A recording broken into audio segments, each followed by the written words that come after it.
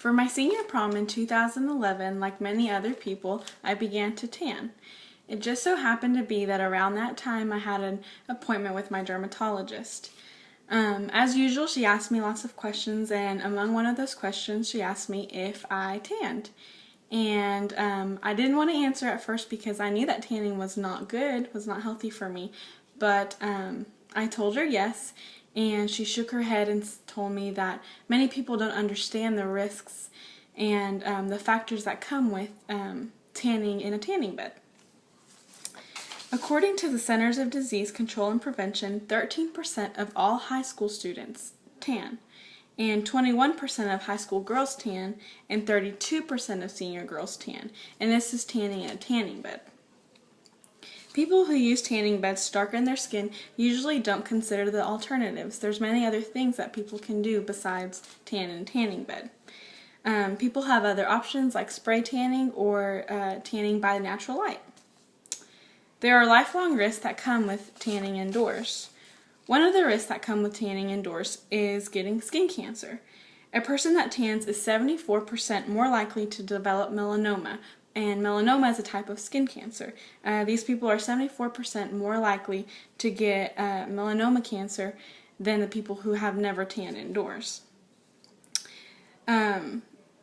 Those who tan indoors are just 4 times a year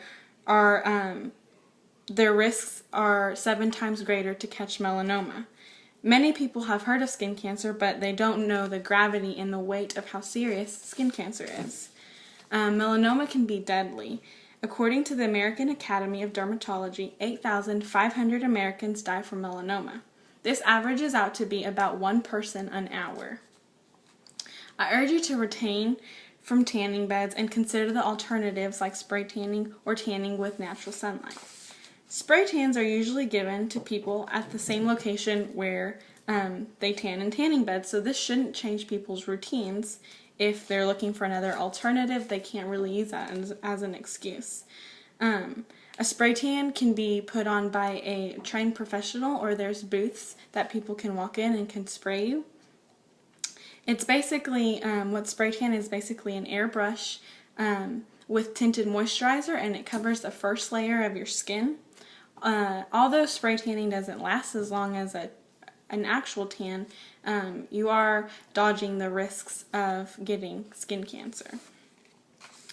The greatest thing about spray tan is that a person can look like they were, they tanned outside or in a tanning bed. Many famous people tan, like the Kardashian sisters, Angelina Jolie, and there's many other celebrities that use spray tans. If spray tanning isn't for you, then I ask you to consider tanning by natural sunlight. Although using natural sunlight to tan has risks, the risks are much less than using a tanning bed. Tanning outdoors looks the exact same as tanning inside. It does take a little bit longer, but one thing to consider if you're going to tan outdoors is to make sure to wear sunscreen with an SPF of 15 or greater. And SPF stands for sun protection factor. If you're going to tan outside, you want to plan to tan when the sun rays are the lowest, and that is any time before 10 a.m. or after 4 p.m. And also remember to wear sunglasses that have 100% UV protection. The alternatives to tanning artificially will give you the same results with less risks, and tanning indoors comes with risks that could lead to death, so it's not worth it. I encourage you to choose one of these alternatives that I have mentioned to you today. Since learning the reality of tanning in a bed, I have chosen a different alternative, and I hope that you will too.